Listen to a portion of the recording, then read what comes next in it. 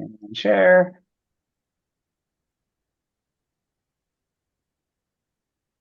All right.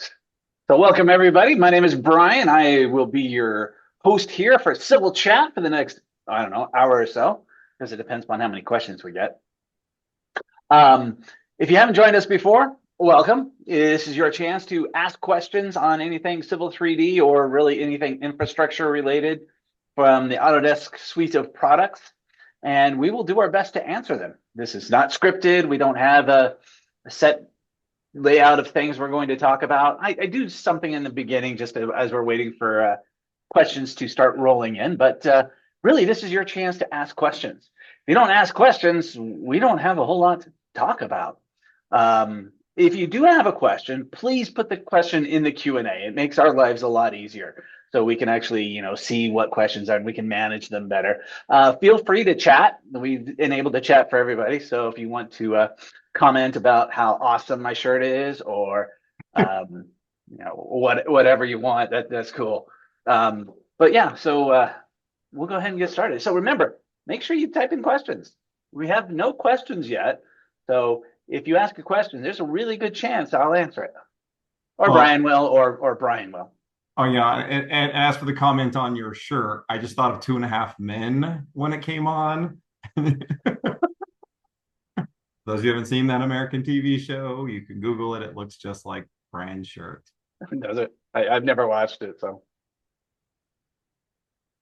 All right. So what I thought I would show off today is some of the new content that's available in Civil 3D 2026.1. So 2026.1 includes some of the drainage tools. Let me pull this over. So if you want to have access to them, you need to go to manage.autodesk.com. Come over here to product updates, do a search for Civil, and then you'll need to install the drainage tools for Civil 3D 2026.1. Just curious, how many people are using 2026 now? If you could, is there still a raise your hand type of thing here? And since you're on that screen, if you go to updates, you are also going to see that there was a map update as of yesterday or recently. If anybody's using Map and AutoCAD, also had an update like on that same on the 13th of August. So Cool. Good to know. for those of you using Map 3D still. Well, Civil 3D is built on top of Map. Yeah, that's why I'm so weird though, because they Yeah. came out with AutoCAD 26.1, but Maps on 26.02. I get so confused in all those AutoCAD products because they're all based on AutoCAD. And if Yeah. AutoCAD's in a point one, you would think all of the other stuff would be on a point one, not a point zero something. But Right. I just, I get Right. confused by Autodesk and their naming often. Okay. So, one thing that you'll notice as you get into 2026.1 with the drainage analysis tools turned on, in your prospector, we now have channels. We have stormwater controls. We have ponds and underground storage. Some pretty cool stuff here. So let me open up a drawing. Let's see, I'm going to open up one of the files that come with Civil 3D, just one of the sample files. See, it's program files, Autodesk, AutoCAD 2026, Civil 3D, help, Civil tutorials, drawings, and I'll open up one of the quantities drawings. So the nice thing about this drawing, it has some surfaces, it has some pipe networks, it has a little bit of everything in it. So let me go ahead and change the style of this surface so it displays 1 foot and 5 foot contours. And what I need to do is I need to put a pond here in this corner. So I'm going to sketch in my pond. I don't know. I think my pond should look something along these lines here, perhaps. And then we'll go ahead and fill it with a radius of, I don't know, something like that. And we'll do all the polyline all together at once. All right, so I have a polyline that represents my pond. And now I want to make this into a pond. And I can't remember what the elevation is in this area. See, that contour is 352. So I'm going to set the top of my pond to be an elevation 352. So under my prospector, come over to, where'd it go? Drain stormwater controls. Right click on ponds and I will create a pond. All right, so you get all this information. We'll call this the, I don't know, site drainage pond. I have no idea what I'm doing. Uh, I'm just making stuff up here. So we'll say it's 6 foot deep, has a 3-to-1 side slope, and I'm going to set the top elevation at a 352. Put it on the layer. Don't use layer 0. I'm just going to use layer 0 because it's a default, but you should put these on a specific layer. And then since this drawing has never seen these before, it just comes up with the default style. And honestly, I don't know if there's a whole lot of benefit to changing the style because I don't think this is something that I would necessarily print. I might. I don't know. I haven't decided yet. But I'm just going to go ahead and leave it as a standard. I'll select OK. It's going to ask me for, oh, I did it the wrong way. I wanted to do create pond from object. So I did create pond, which allows me to sketch it in, but I'm going to do create pond from object. All right. Same thing. We'll give it a name, drainage pond. That was 352. And then I'm just going to go ahead and erase that polyline line. I'm going to select OK, and it creates the pond for me. All right, and now this is a 3D object. I can take this into, say, for example, my model viewer, and you can see it is definitely a pond. Cool. If you guys aren't using model viewer is pretty cool. Start using it. I'm trying to use it more than the object viewer. The nice thing about this is I can be working in the drawing while I have the model viewer up. Let me go ahead and resize this a bit here. And as I make changes to this, I can say, oh, this pond needs to come in over here like this. You can actually see it change in the model viewer. So I can make these dynamic changes and I can see the changes in the model viewer, which I think is pretty slick. All right, I'm going to go ahead and close this for now, though. You know, if I was doing this for a real project, I'd probably throw that off on a second monitor. So I've got our pond. There's some things we can do with it. One thing we can do is we can add in another contour. So when I have the pond selected, you can see I get my drainage pond ribbon tab available. So I'm going to come in here and I'm going to add a contour. So adding a contour might be saying, hey, this is where we're going to have a change in grade on the side slopes. So I'll add a contour. I'll throw it in. I don't know about there. And now what I can do is I can change the slopes between them. And the way I'm going to do this is the quick edit pond. So I'll choose quick edit pond. I'll select the pond, right? And so you can see I can pick the slope. So right now it's going down at a 3-to-1. So maybe I want it to go down. So it's going down 3-to-1 for 8 feet. Maybe that's too steep, right? Right there on the edge of the pond. I want it to go out fairly flat. So maybe I'm going to change this to, say, I don't know, a 5-to-1. All right, so I'll click there and I'll change that to a -5. Sorry, slope. I'm going to change that to a -5. And now it's sloping down at 5-to-1, but I only want it to go out for 3 feet. All right, so I'm going to click there again. Why is it not letting me do it? Okay, let's try that again. There we go. And this time I'm going to change the width to 3 feet. So I'm going to type 3, and it changes the width to 3 feet. So we're going down 3 feet at 5-to-1. And then I want to go out like almost perfectly flat for a couple of feet. That way, if somebody falls in the pond, they'll be able to crawl their way out. Right? And they won't like go slinking all the way down. So maybe I want to make this a width of 5 feet.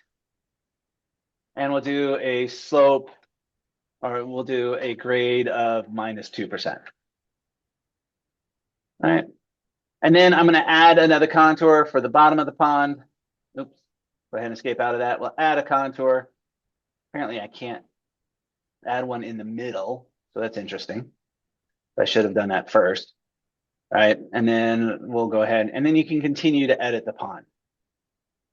I'm just going to, I don't know. Let's see. Let's do this a little bit better here. We'll do the quick edit again.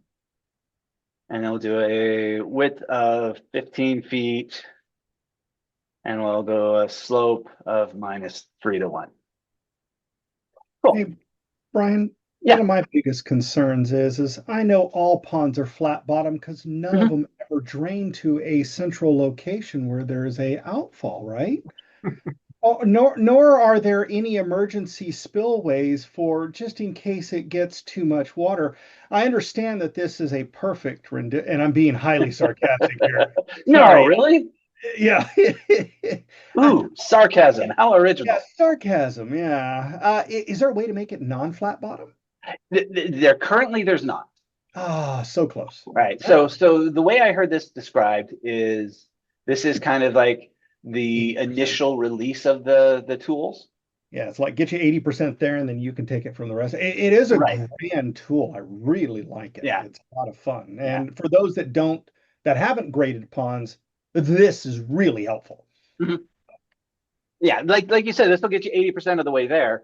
Uh, but one of the cool things about this is I can take this pond and I can, where's the button? Feature lines from the pond. Mm. All right. And I can extract those and I can extract them all and I can create the dynamic link to the pond. Oh, well, All that's right. So I've now extracted all these feature lines. All right, we'll go ahead and select similar on those. And then I can add them to a surface. So we'll create, oops, that's not what I wanted. I'll create a new surface. We'll call it, I don't know, I'll be really original here and call it pond. And we'll go 1 foot and 5 design. At least you didn't do pond one, pond Right. two, pond And three. there's my pond. And Yeah. then if I want, I'll go ahead and set this so it rebuilds automatic. And now if I make a change to, let's send that to the back of the display order there, like my pond, select the pond. And if I make a change to the pond now, because the feature lines are dynamic to the pond and the surface is dynamic to the feature line, the surface updates as I make changes to the pond. So I think that's pretty slick. Yep. Right. Now, another thing we can do with this is we can attach pipe networks to the pond. Right. So I'm going to go ahead and create a new pipe network here. I've already got some in here, but I don't know exactly what they are. So I'm just going to go ahead and where's my pipe networks? There it is. I'm going to go ahead and go into my pipe network creation tools, give it a name, whatever. Surface, we'll use this surface here. That's the proposed ground surface. You know, I'm just And we'll going to go point ahead out why Brian's doing this, that we still have no questions. So we're all going to get real in depth into ponds if we don't get any questions typed in. right? And I'll just go ahead and throw a manhole in here, throw a manhole in here. And if you'll notice, there's no option to connect to this pond. You don't get the little lift because it's trying to add in a structure. Now, I'm not sure if I change this. I haven't tried this yet. Let's try this. Instead of doing pipes and structures, maybe I'll try pipes only. All right, we'll connect to that structure. Now, it still doesn't let me connect to the pond, but I can just go ahead and throw that in there. And then I can take that, and as I grip edit it, it will now connect to the pond.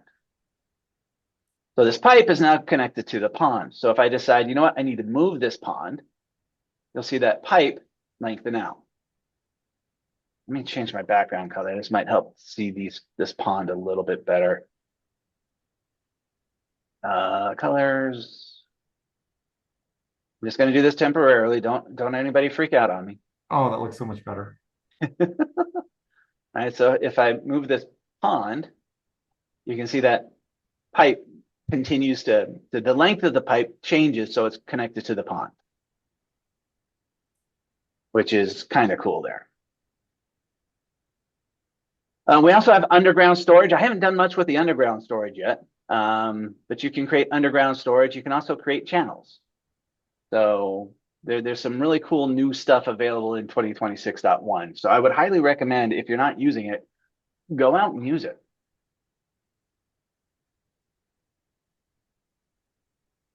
All right. And Robert had some questions for you, follow-up questions on the pond, but you answered them all during both of them during. So, What were the questions? I'm curious. so one of the questions was, are the ponds created this way for the surface, which you covered, and can they be used with surfaces, volume surfaces, which you also covered? Yeah. And then Max came out with a question of, if you change the outfall elevation, does it change the location of its connection?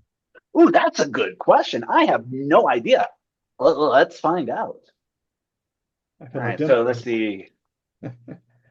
So this contour here is a 340. So if I go into my pipe properties, and I'll move this over here so we can see it there. End invert elevation, change that to a 340. And okay, it does not. Perhaps when you're first drafting it. I'm not sure. It's a model viewer. So it changed the elevation of it. But it's not really connected now. So what happens if I move the pond? Or I make a change to the pond? There it goes. So I just needed to change the pond, and then it updated to the new location.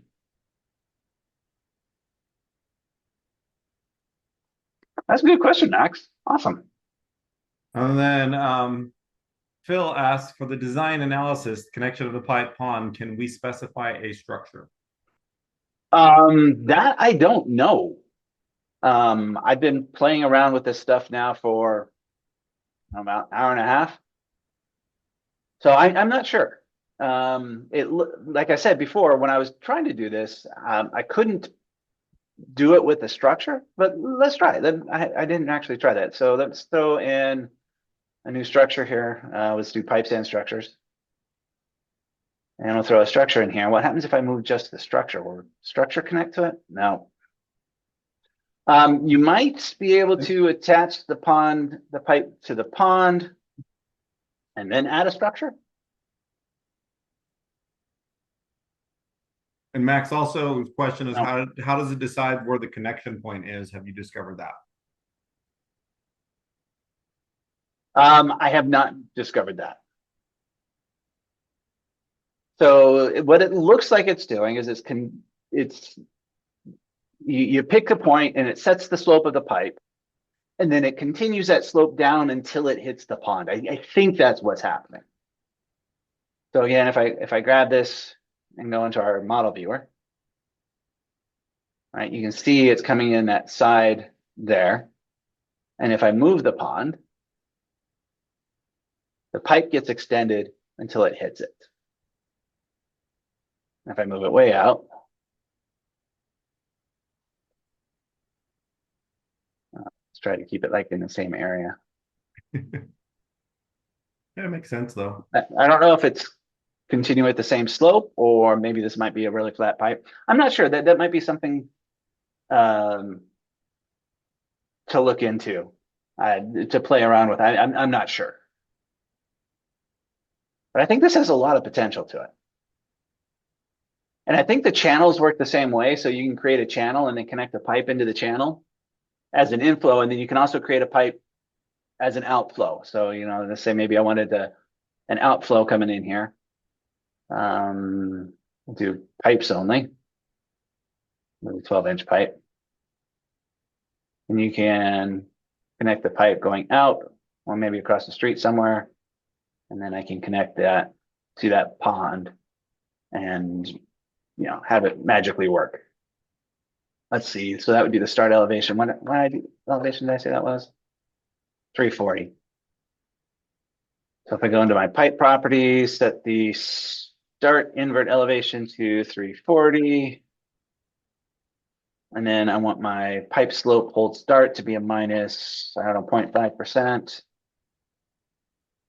And then again, I think I just have to force an update on this pond. Can I just grip edit back on itself? Yep. So I just did a grip edit back on itself. You can see the pipe extended out. And now if I add that to my model viewer, you can see the pipe is the exit pipe as well. So there's a lot of cool potential. And then this is not something I've looked into yet, but there is the analyze gravity networks. So you can analyze the drainage system. And I believe what this does is this will use an online version of one of the Innovyze programs. I tried it earlier this morning. I was asking for rainfall data and I didn't have rainfall data. So I didn't get a chance to really play around with it. But the analyzed drainage system looks to have a lot of potential. What do we get for help on this? Yeah, so you can see it opens up this new format here. One thing I did find out that was really interesting is if we go to the settings tab and go to the pond,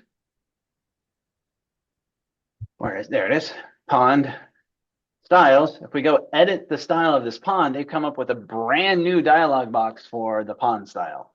wonder if the channels are the same. I bet the channels are the same too.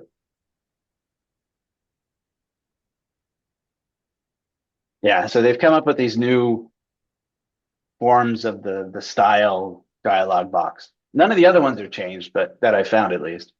But the channel and the pond and probably the underground storage too. And this new, it's very similar. You have the information where you have your name, who created it, the description, and then the display tab with the different view directions. There is no summary tab though, like there is with the other ones. So if I come up here to profile, styles, edit, and see there's the summary tab as well. Right? It's missing that. And Robert asks, do you know if an average end area report can be created from these ponds? Sort of. So if I go into the pond properties, and I go to the storage, it'll show me the depth and the storage. So it's not average end area. It is the actual volume based off of the surface, right? Because the average end area is an approximation. This is, well, actually, I guess in this case, it might be the same. No, but anyways, so here's your stage storage curve. I don't know if can we copy all this out? No, it looks like I can only select one row at a time. No option to copy it to get into like an Excel spreadsheet or something like that. At least not yet. It does allow you to put in a freeboard, and it shows you what the total volume is, as well as the storage volume, and the storage volume is the, up to that freeboard. So if I, decide, hey, I only want half a foot of freeboard, you can see that storage volume changes. We have the inflow, so it shows the connected inflow pipe, the connected outflow pipes. You can do infiltration if you need to do, if you're doing an analysis using the analyze drainage system. There's a lot of potential here. Like I said, if you haven't played around with the 26.1 stuff, I would recommend you taking a look at it. Go check it out. Hey, while you're there, in that new style settings dialog boxes, are they modeless? That's a good question. That came from John. Nope. You can't do anything in them with it. Hey, Brian, can you do me a favor? That setting where you were able to see the storage, I noticed it was 1 in 5 contouring, wasn't it? For the storage analysis. Mm-hmm. I wonder if you change your display of your style of your surface and change it to a more denser increment. So right now, if you go cancel and go to your style, you don't think it will? No, because if you notice it's 0, 5, 12.088, and 13.689. Well, I was wondering if those were the two contours that you added after the fact. Yep. And it is currently being displayed as 1 foot and 5 foot contours. And I'm wondering if it's just going off to the major contour. So if you made the major contour instead of 5 foot, you made it 1 foot, and then the minors be 0.2. I don't think so, but let's give it a try.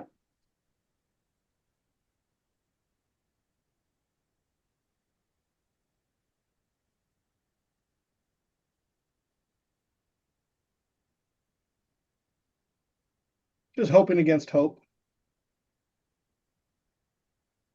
Yeah, it's just based off of those pond contours. I wonder if if it goes down to 10 feet, what is it going to? Well, it's 13 feet. So I don't know. When does it stop? Yeah. When does it start? That's a big black question mark for me. Well, these are just the, that's the 13.6, that's the 12, or, yeah, those are the different contours that we've added. So. And if I go add so I could add a new contour at those different elevations, and those would be added to here. Uh-huh. All right, so let's see, that's what, almost 13,000 for the storage volume. So if we add a contour, and I'll just add one, say there, just for fun, it should still be the same, because I don't think that'll change any of the design. Go to storage, it's still almost 13, but now we've got the 2.747 contour in there. Cool. And it looks like this is coming up from the bottom, right? Obviously, a depth of 0, you have 0, depth of 2.74, you now have this volume. So that might be one way around it. It's like, hey, I need to know what the volume is at these specific elevations. You Yep. can just add the contours at those elevations. But again, unfortunately, it doesn't look like there's any way to get this out. Another thing I did notice is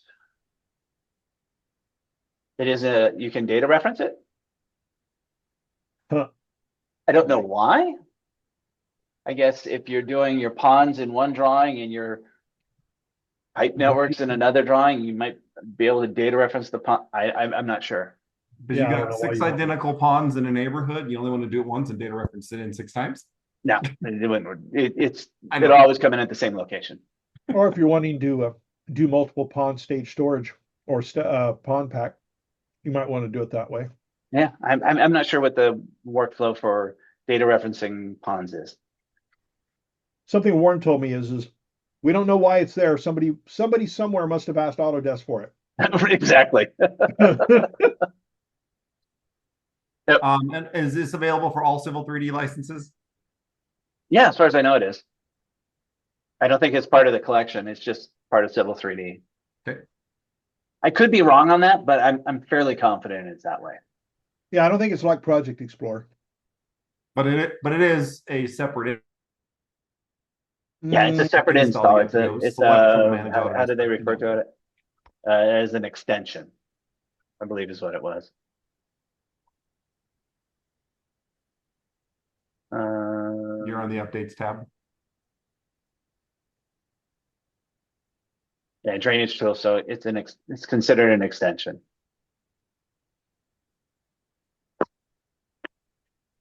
And for any of you CAD manager types that might be out there, as far as like the ribbon goes, it just seems to work. I didn't have to do anything to customize our workspaces or anything to include this. It just showed up. So And Tom said maybe you could create the pond in a surface drawing, then deref the pond into a proposed site drawing to show on multiple sheets that may or may not show contours. that might be an option. Yeah. Yeah, because as far as like the pond style goes, if I go edit the pond style here on the display tab, you'll see you have the top contour, the interior contours, and then the bottom. So you can set these up to display however you like. We also can just display it in the model. So there's really not a whole lot to the style, but you could say, hey, I want the top to be red, the middles to be green, and the bottom to be magenta. I don't know why. And Joel said the analysis only works if the ponds and pipes are in the same drawing. So you could data reference the ponds into a separate grading drawing if need be. Yeah, I could do that, but I could also just data reference the surface in. Yeah. And I think we're all trying to figure out why you would want to, data reference ponds. Yeah, I'm sure somebody asked for it and they just said, "Oh yeah, we can do it," and they did it.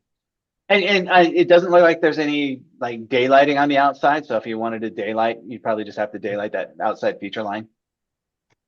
This again, that goes back to the whole not your portion about daylighting, but it goes back to the just because you can doesn't mean you should. So you may not want to start data shortcutting all of your ponds. Right.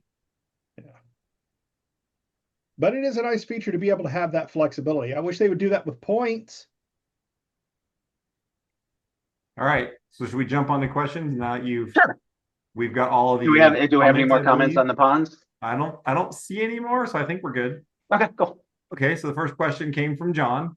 My company's migrating from 24 to 26. One concern is our custom sub-assemblies still working.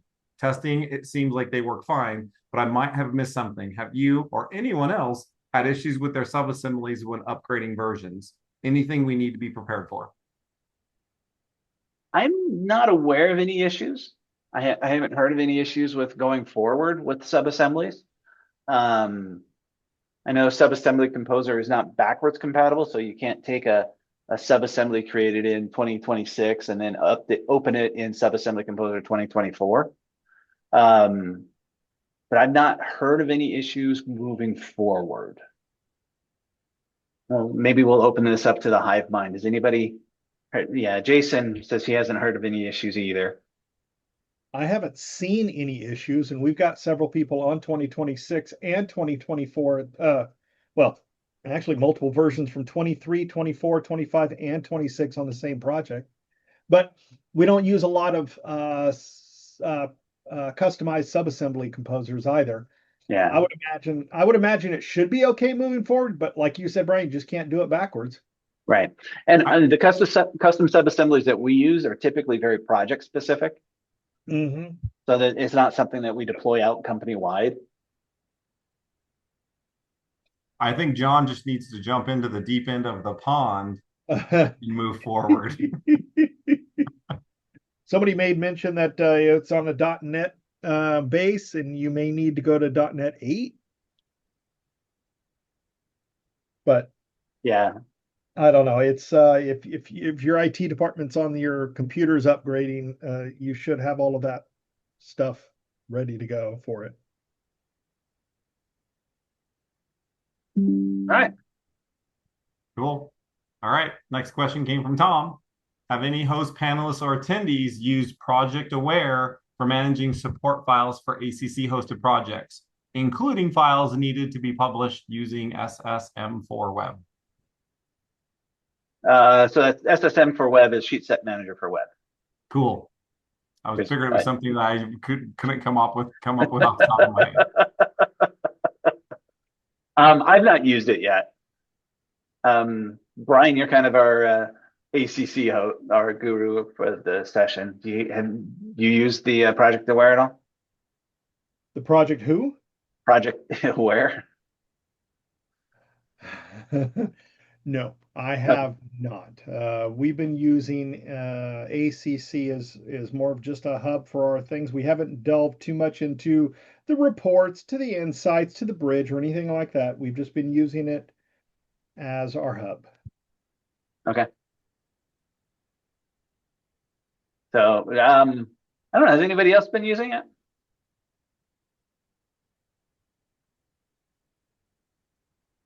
Does anybody know what Project Aware is? Has anybody heard of it before? I know what FlightAware is, but I'm not sure what Project Aware is. Yeah. Tom said, no worries. And Daniel has posted in the chat for everybody a follow-up of the .NET to .NET 8 for recompiling. There you go.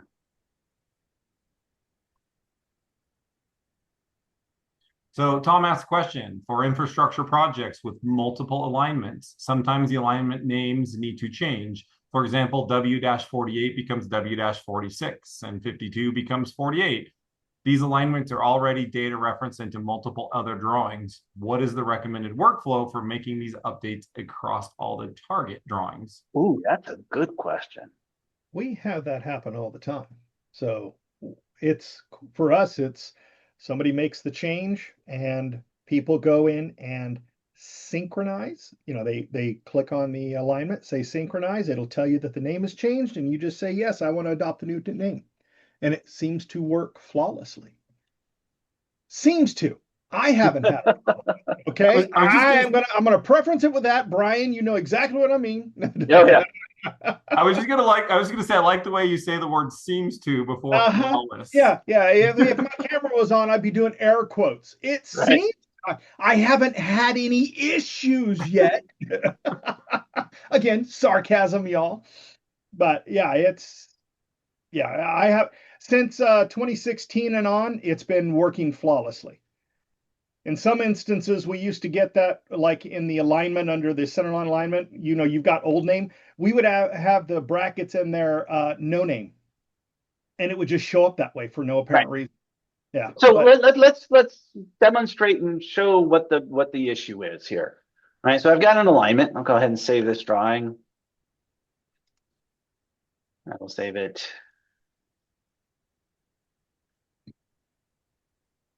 Here, we'll call this alignment. And we'll create a data reference for this. Set the working folder.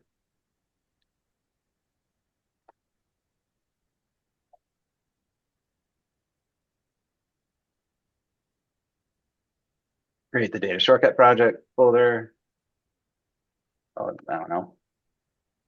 Data. And then we'll create a data shortcut for this. There's the old name, data shortcut. And then we'll go create a new drawing. And then we'll reference this in.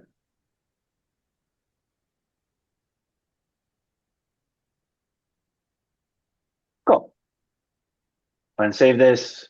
We'll call this one new. All right, we'll call this one alignment deref. Okay, so if we go back to the original drawing and we change the name of this alignment, right? And I'll just change this to new name. I just did it over here in my properties. Right? You don't have to go into the alignment properties yet. You can just use your AutoCAD properties. Go ahead and save this. And then if we come in here, we see the data shortcut definitions may have changed. We'll go ahead and synchronize. And then the name of the source object for this reference has changed. And this is what you're referring to, right, Brian? Correct. Yep, right there. Yep. And all we do is click the update reference name and it keeps it. The bonus thing is anything that we have linked to the naming of the alignment, aka the profile, also modifies and updates. So it's really, really nice, especially when, you know, we do capitalize on the naming of our alignments. I wonder what happens if I keep the old reference name and then go back and name it again. Oh. So we'll call this the newer name. You're just wanting to cause all kinds of problems. I'm just curious what will happen. Yeah. Brian the Breaker Haley. I'll synchronize this. Yeah, you can ask me again. I can reference the name. And now this is the newer name alignment. Yeah. Corey says he has seen the problem of the dialog box not coming up, and he has to use the AEC forces synchronization references when the sync using pop-up bubble doesn't work. Good to know. And so yeah, AECC force. That is a heck of a command. Force synchronize references. Ooh, that might be like one of the longest command names out there. AECC force synchronize references. Yeah, once you leave the drawing and come back in, it'll redo the forcing it. But yeah. Yeah. But I always go over to it and just right click and say synchronize, and then that I think it kind of does the force synchronize, but I've never had to type in that long thing. Holy crap. All right.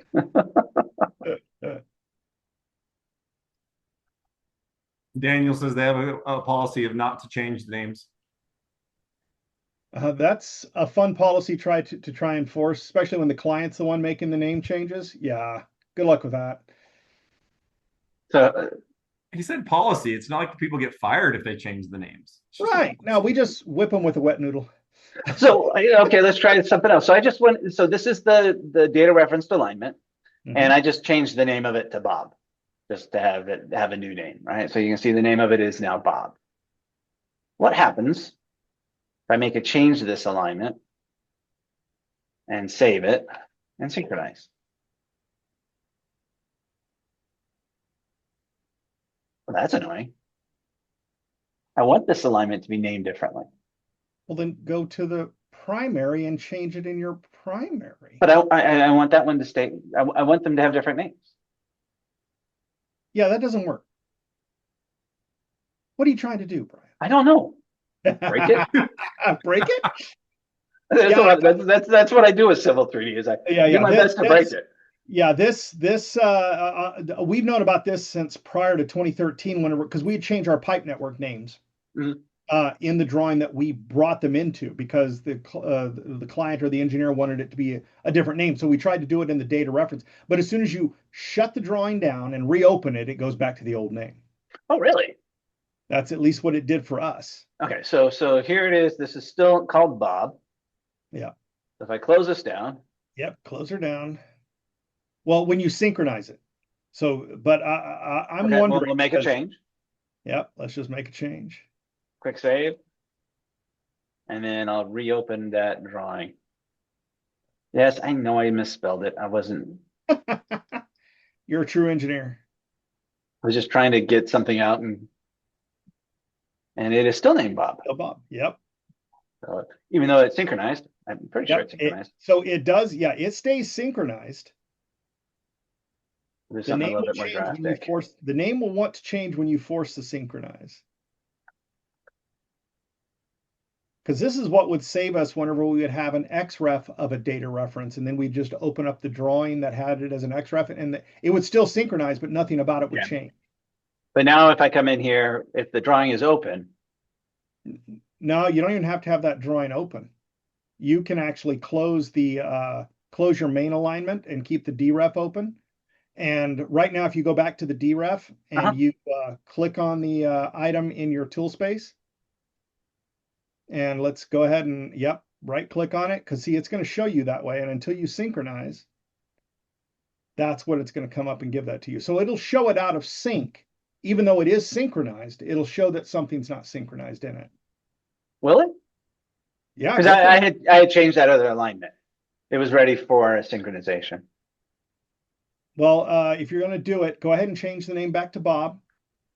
We'll go to Joe this time just to be different. Yep. And then go ahead and save it and close it. Because just think of it as this is an XREF of your data reference. And now Right. go ahead and change this. Do a save and then close it together. Because if you're emulating multiple people in a project. So now if you go back to that other one and open it, it's going to show it that way, but it should update here. All right, so this should still be Joe. Yep. Still Joe. Yep. Or my alignment, center line alignment, Joe. It does not require a synchronization. Yeah, you're right. It's not showing up. So, but once you right click on it and wait, Brian, could you say that again real quick? I said once you click. No, the other part where you said I was right. I really like hearing that. So Brian was right. I like that one. Yes, Brian, you were correct. I misspoke. But yeah, it held that until we did a force. Right. So Tom said that super long command is also under the manage ribbon, data shortcuts, synchronize references panel. And then John must have been bored with you speaking because he just did a quick Excel to find the longest command he sees. Is this the AEC? Yeah, I'm not even going to say it in the chat. You all can just look in the chat. AEC 2D section resulted hatch boundary in place. Result edit hatch boundary in place. Result edit hatch boundary in place. There you go. All right. So if anybody's, I'll just go ahead and paste this in here. There you go. AEC 2D section result edit hatch boundary in place. Oh my God. What the hell is that? AEC 2D. It's not even auto completing.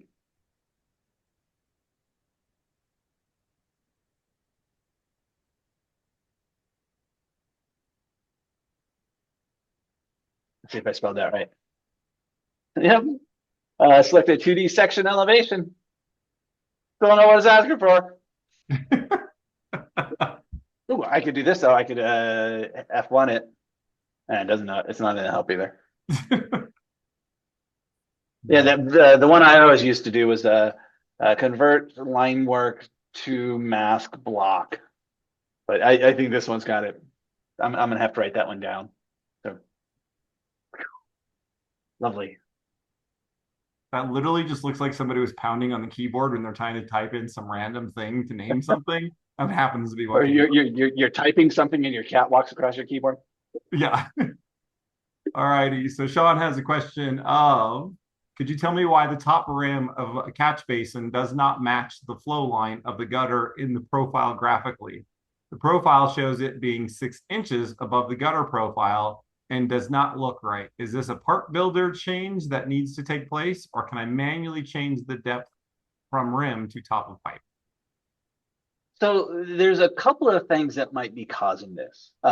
First of all is the insertion point of the structure, right? So the insertion point might be behind the flow line, and so the structure goes to the top of that instead of down at the flow line. So it's going to, because you said it's 6 inches and a lot of curb and gutter is 6 inch deep, right? It might be using the surface behind the curb as the surface elevation point, right? That might be one cause of it.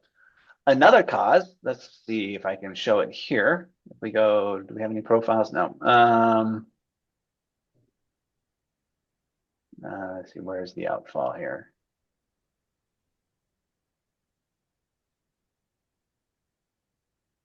Where's the outfall for this? This pipe, there's an outfall. All right, we'll go with that. We'll go with this one here. Let's see, we'll go alignment, create alignment from network parts. We will start here and here. Profile views. Add in the proposed ground, draw on profile view, create the profile view, throw it up here. Get rid of all these labels that I don't really care about. All right, the other issue might be that based off of the structure, so if I pull this down, you'll notice at some point it stops. And I can't go any lower than that. And if you think about it physically, that makes sense because this particular structure has an eccentric cone on it. Well, you can't have the pipe coming into the structure in the vicinity of the eccentric cone. And so it limits how far it can go down.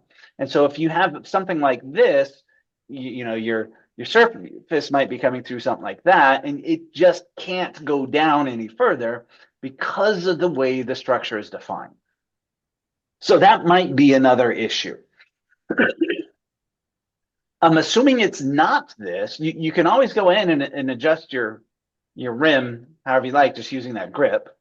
Or if you go into the structure properties, you can also change it in here as well, under the part properties. It's in here somewhere. I don't remember exactly where it is. I think it's the rim offset, surface adjustment value. All right, so if I set that to 0 and then apply, you can see it goes back up to the surface. All right, so since yours is too high, where did it go?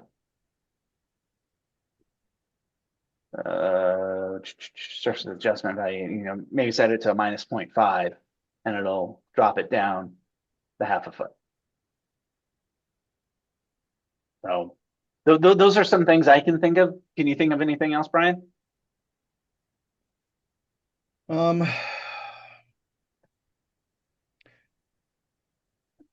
Yeah, well, 100% I agree with you on the insertion point of that's been a big long time flaw for Civil 3D and the parts themselves, where the center of the structure is the insertion point, which may not be where you want it to be located on your plans. And that's yeah, and the other thing would be and oftentimes more than not, if Sean's talking about a catch basin, those don't have any cones on it, but you still have a 6 or 4 inch gap that the pipe has to account for, which is your lid of your structure. So but just like with a concentric or eccentric manhole lid, or not a manhole lid, but cone. Yeah, those are the only two things that I can think of. And oftentimes, more than not, we will actually have to put an invert adjustment on the surface or put in like right there. I don't know if that's an actual structure or if that's a block. Yeah, it's a structure. And so you're seeing how the pipes sort of cut off at the structure, but not exactly.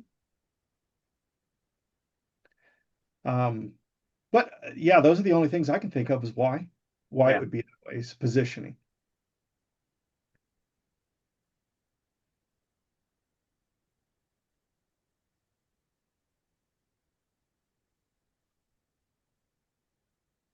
So hopefully that helps you, Sean.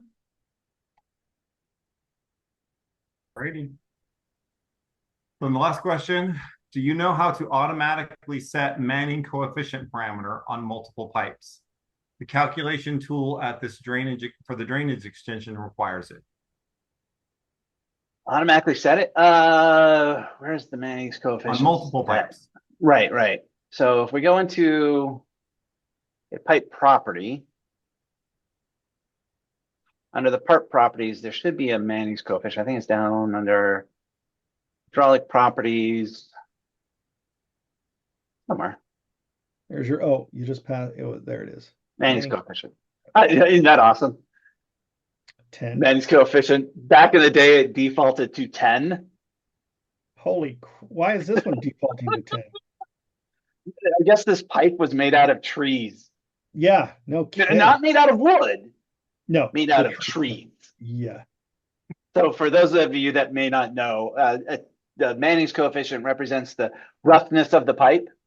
Yeah. And a default Manning's coefficient is that, what, 0.012 or something like that? Yeah. It's like Yeah, 1,000 times bigger than Yeah, this. default's to 10. This here is a programmer not knowing what a default value is for. Yeah, or have no idea what Manning coefficient should be. Right, exactly. So you can change it pipe by pipe, you know, just by going into the pipe properties. That's annoying. We don't want to have to do that. I think if we go to the Analyze tab and not Analyze Drainage System, the Analyze Gravity Network, I think we might be able to make mass changes here. I was If we go and Analyze, Project Explorer might do it as well. Yeah, but that's not a free thing. Right. Or is it now? I can't remember. They might have. Thought there was a way to make it network details. And then we have the There's your end pipe. value. Change this to pipe. And yeah, there's your end value. So I should just be able to, can I change them all at the same time? No, well, I can change them here, which is a lot easier. Yeah, that's a lot faster. And yeah, look at that. They changed to a 0.013. Interesting. Interesting. Like it knew it was a mistake. Huh. Well, oh, look, it's doing it as you go down, isn't there? Yeah, so I changed that to a 1 and say, oh, that's not valid. I'll go to But the you next change one that and I one to change a it 1, and it and that changes the one previous. yeah. Interesting. That is really, it just reeks of programmer issue.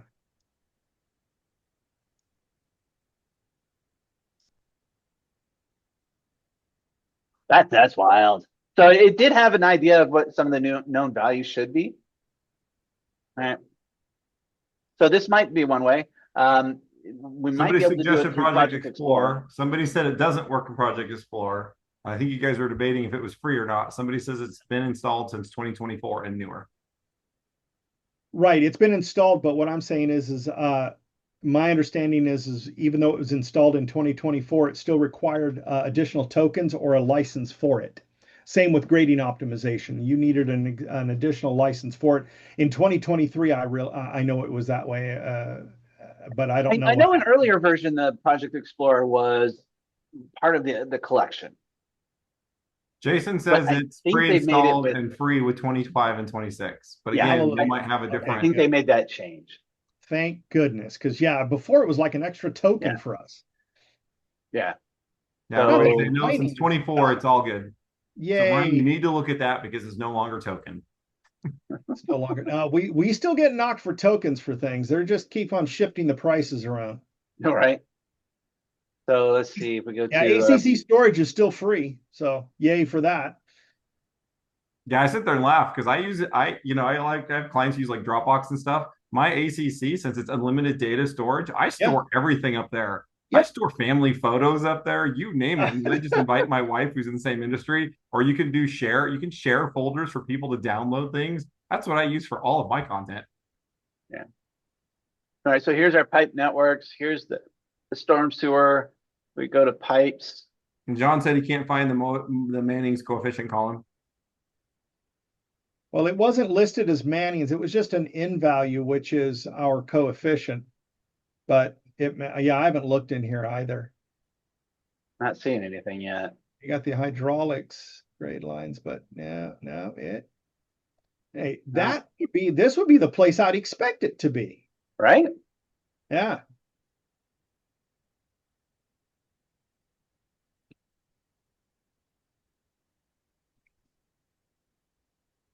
Interesting. Someone also said he looked in Prospector and it's not there either. Yeah. I think the Analyze Drainage System might be the best way to do it. Excuse me. Then there's a way to like change the columns that you have, but I don't remember how to do that here. Yeah, and this is, I remember another setting that wasn't available within Project Explorer, but I don't remember what it is off the top of my head now. It was a while ago. Layout button on the bottom left changes the columns. Preferences? Layout Where am I not seeing layout? right next to preferences. Ah.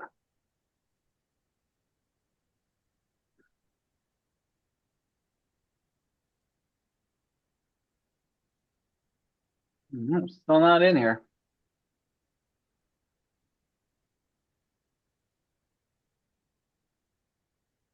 Interesting.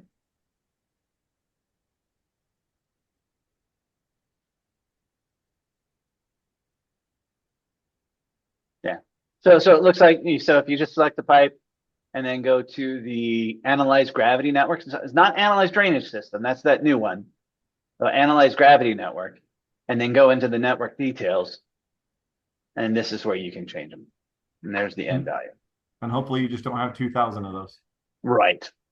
And even if you do, this is still faster than going into the properties of each one.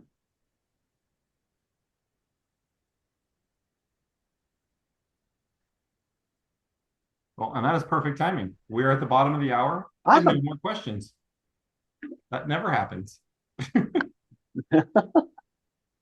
was something early on in the chat that somebody had talked about.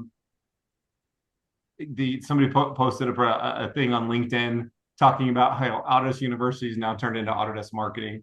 So if anybody wants to go back and read it, I thought it was funny because 2 years ago they got raked over the coals for, I think it was something like 80% of the sessions had an Autodesk employee in them, and everybody's like, yeah, you're just turning this into marketing. I found it just as bad this year. Like, I was looking at all these classes, I don't know if anybody else has, and it was like, yeah, almost every class I looked at had an Autodesk employee listed as one of the speakers. Interesting. But yeah, so that was for anybody that's going to Autodesk University, if you see me, come say hi. You might not have the bowling shirt on, but do still go say hi to him. I'll probably have a shirt very similar. I kind of like the wild shirt, so it's very likely I'll have a unique shirt on. I always wear my extremely bright polos, pink, orange, purple, so that way people can see me from across the room. So you see myself, and I'm, as well. I can't talk Civil 3D to you, but it's always nice to, put faces to the names. Yeah, come say hi to us. There's a lot of people in the that are on right now that are going. Yeah, I'll be there. There's people here that I've known because of Autodesk University, and I've become friends with. John Mayo, Tom Richardson, we become good friends. I don't think Todd Rogers is on here, but it's awesome. Autodesk University is great for the networking, so definitely come say hi. I always love meeting new people, and it's the nice thing about Autodesk University. It's like my people. I can geek out with y'all, whereas, like at Thanksgiving, people look at me weird if I start talking about catchments. So. Wait, your family doesn't know you well enough by now? Oh, they do. They definitely think I'm weird. Yeah, my wife's like, oh, it's raining. You must be going for a drive to see how your drainage is doing around town. Like, yep, damn straight. That's where I'm headed out. Yeah, I passed that one on to my son as well. As soon as it starts raining hard, he's outside playing in the gutter, and he's in college. It's awesome. And he's not even going for civil engineering either. He's music education or something like that. He doesn't have to take a single math class his entire college career, which is just wild to me. That's weird. I can't imagine not taking math. I know. I took so much math in college. It was just like, yeah, he doesn't have to. He took AP statistics in high school, so that gave him his math credit that he needed. Oh shoot! It's all right. I'm gonna have to go. I'm sorry. I gotta run. Thanks, y'all. Yep. Thanks, everyone. Right. We'll go ahead and see y'all next time. I'll be posting this up on my YouTube channel, and hope to see you all again next time, or at AU. See you then. Yeah. See you then. All right. All right. Bye.